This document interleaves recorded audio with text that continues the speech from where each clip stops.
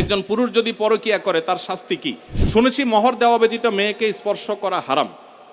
তাহলে যদি মেয়ের বাবা বা মেয়ের পরিবারের লোক এই পরিমাণ মোহর ধার্য করে যে ছেলের পক্ষে দেওয়া সম্ভব নয়, তাহলে এই অবস্থা ছেলের করণীয় কি? আমি এবং আমার ভাই মাঝে মধ্যে শুধু ফুচকা, ছোলা বুট বা চটপটি খেয়ে থাকি। এখন এগুলো খাওয়া কি ইসলাম নিরুৎসাহিত করে এবং এগুলো খাওয়ার আগে বিসমিল্লাহ বলে খেলে কি ইবাদত হবে? ফুফাতো বোন খালাতো বোনকে বিয়ে করা জায়েজ আছে কিনা? আমার ভাগ্নির বয়স 12 বছর, তার কি এখন পর্দা করা ফরজ এবং সর্বনিম্ন কত বছর বয়সের ছেলের সাথে দেখা দেওয়া জায়েজ আছে? অনুগ্রহ করে জানবেন।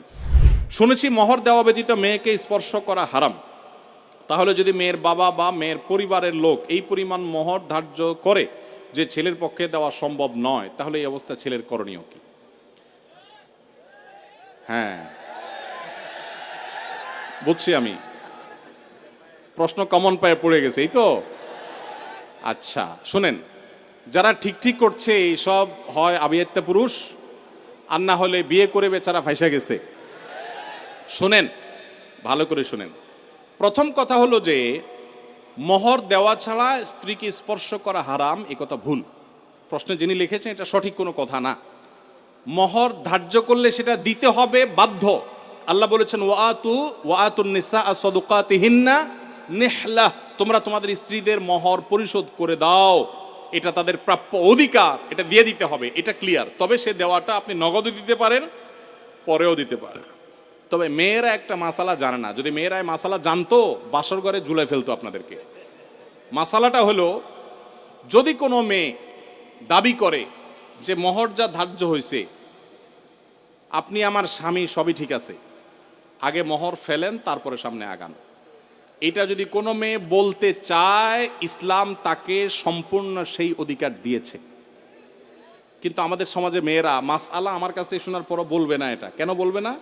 কারণ আমাদের সমাজে পুরুষগুলো এমন রাক্ষসের মতো এবং এমন জালিম, এমন অত্যাচারী, বেশিরভাগ, সবার কথা বলছি না, যে এই কথা যদি মেয়ে বলে বাসর রাতে, ঠিক আছে স্বামী, সবই ঠিক আছে, আপনার সাথে আমার বিয়ে হয়েছে, সব ঠিক আছে, মোহর ধার্য হয়েছে, এটা তো আমার প্রাপ্য, আল্লাহ কোরআনে বলছেন, অতএব এটা দিয়ে দেন।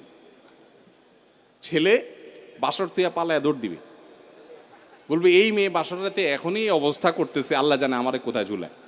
ঠিক না বেঠিক? অথচ এটা ঠিক না। সব কথাই তো ঠিক ঠিক বলেন।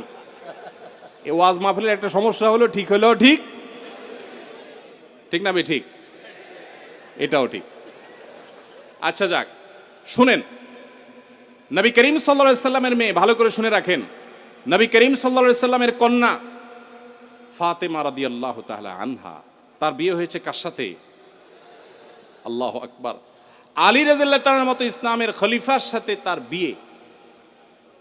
ফাতেমা রাদিয়াল্লাহু তাআলা আনহা তার বাবা নবী করিম সাল্লাল্লাহু আলাইহি সাল্লামকে বলেছেন, বিয়ে হয়েছে আব্বা, ঠিকই আছে, বাট আমার দাবি হলো মোহর যেটা ধার্য হয়েছে সেটা যেন আমাকে আগে পরিশোধ করে দেওয়া হয়।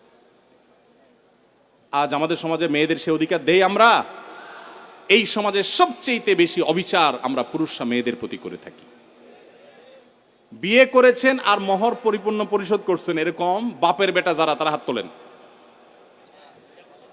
কয়টা বাপের বেটা দেখছেন এখানে? হাত গণেন তো, কয়টা হাত? লা হাওলা ওয়ালা কুওয়াতা ইল্লা বিল্লাহ। স্টেজেও হাত উঠে নাই, নামান, ইজ্জত বাঁচান। উঠছে মানে অল্প স্বল্প উঠছে, আমি সবার কথা বলছি না।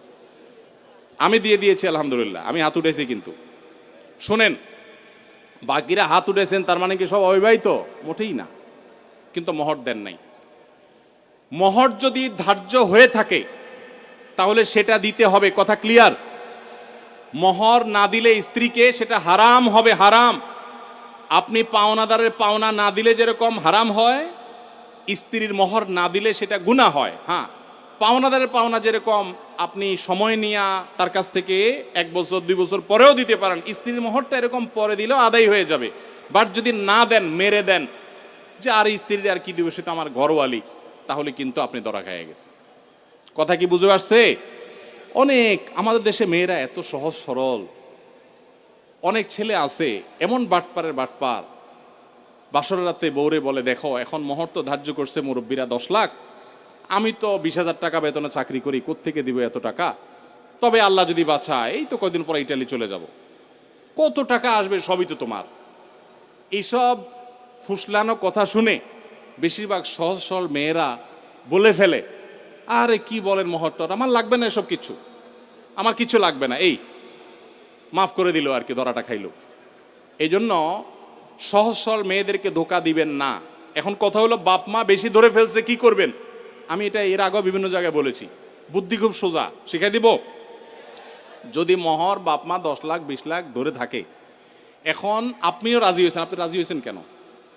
আমার বিয়েতে মহর নিয়ে যখন আলাপ হয়, আলহামদুলিল্লাহ আমি নিজে কথা বলেছি, আমি বললাম দেখেন এর বেশি আমি পারবো না, আপনি অযৌক্তিক একটা ফিগার ধার্য করবেন, এটা আমি পারবো না, আমি যেটা পারবো সেটা দিব। এখন আমাদের সমাজে মহরটা হয়ে গেছে ফ্যাশন, 10 লাখ 20 লাখ 50 লাখ, ওই ছেলের পেটের উপরে পাড়া দিলে 500 টাকার নোট 2-4টা বাইর হবে না, কিন্তু মহর হলো 50 লাখ। আর মেয়ের বাপরা, অনেক মেয়ের বাপরা বিয়ের মহরানা বিশাল বড় একটা ধরার ভিতরে বিরাট বড় বাকাওয়াতি মনে করে। অনেক মেয়ের বাপরা এরকম করে। হাদিস শুনেন মেয়ের বাবারা, নবী সাল্লাল্লাহু আলাইহি ওয়াসাল্লাম বলেছেন ইন্না আযমান নিকাহি বারাকাতান আইসারুহা মাউনা, সবচেয়ে সেই বিয়েটা বরকতময় হয় যেই বিয়েতে মহর সবচেয়ে কম হয়। ভালো করে শুনেন মেয়ের বাবারা, যেই বিয়েতে মহরের পরিমাণ কম ধরা হয় সেই বিয়ে বেশি বরকতময় হয়। আমি এর আগেও বিভিন্ন মাহফিলে চাক্ষুষ হাজির করেছি, যারা মুরব্বী আছেন এখানে খবর নিয়ে দেখেন 10 টাকা 15 টাকা 20 টাকা মহর ধার্য করা হয়েছে। আপনি বলবেন সে আমলের 15 টাকা, বুঝলাম সে আমলের 15 টাকা, এখনকার 15,000 টাকা বা 1.5 লাখ টাকা, এর বেশি তো না। তখনকার 15,000 এখন 15 কোটি সমান তো আর না, কিন্তু তখনকার ওই 15 টাকার বিয়ে যতটুকু টিকছে, এখন 50 লাখ টাকার বিয়ে অতটুকু টিকে না। অনেক বাপমা মনে করে এটা বোধহয় বিয়ে টিকানোর একটা উসিলা, এই জন্য যত বেশি ধরবো বিয়ে তত টাইট হবে। না, এগুলো সঠিক কথা না। এটা প্রথম কথা। দ্বিতীয় কথা হলো 15 লাখ 20 লাখ 10 লাখ 50 লাখ বাকাওয়াতি করে জাহির করলেন, আপনার মেয়ে 1 টাকাও পাইল না, মানে কি? যতটুকু ধার্য করা হবে ততটুকু দিতে হবে। এই জন্য ছেলেরা যদি কোনো কারণে মুরব্বীদের কথা ফুসলানিতে পড়ে আপনি রাজি হয়ে থাকেন, রাজি হয়ে গেছেন 20 লাখে সই করে দিয়েছেন, রাজি হয়ে গেছেন, এখন আপনার বাঁচার উপায় আছে একটা, হয় পুরা টাকা আদায় করে দিবেন, আর না হয় বইয়ের কাছে একটা দরখাস্ত লিখবেন। কি লিখবেন? দরখাস্তে লিখবেন, বরাবর প্রিয়তমা স্ত্রী, বিষয় মহর মওকুফের আবেদন, যথাবিহিত সম্মান প্রদর্শন পূর্বক নিবেদন এই যে আমি অমুক অমুক আপনার নাখান্দা স্বামী, বিবাহের সময় মুরব্বীদের পীড়াপিড়িতে রাজি হয়ে এত টাকা ধার্য হয়েছে, আমি রাজি হয়ে গিয়েছিলাম, তখন বুঝি নাই যে এটা দিতে হবে, এখন যেহেতু জানলাম এটা দিতে হবে, আর এত টাকা দেওয়ার ক্ষমতা আমার নাই, আমি গরিব মানুষ, অতএব অনুগ্রহ করে আপনি সেখান থেকে কিছু কমায়া দিয়া বাধিত করিবেন। স্ত্রী যদি সেই অ্যাপ্লিকেশন গ্রহণ করে বলে ঠিক আছে তুমি গরিব মানুষ, যাও 50% মাফ করে দিছি, বা 40% বা 90% মাফ করে দিছি, ঠিক আছে এত দাও বাকিটা মাফ, তাইলে আপনি মাফ পাবেন। আর যদি স্ত্রী মাফ না করে তাহলে বলবেন ঠিক আছে আমি আপনার থালা বাসন কোসন ইত্যাদি ধুয়ে দিব, এটার বাবদ আপনি কিছু মাফ করে দেন। মানে খোলাসা কথা হলো যেভাবেই হোক স্ত্রীর কাছ থেকে আপনাকে মাফ আদায় করতে হবে। চেষ্টা করবো তো আমরা সবাই।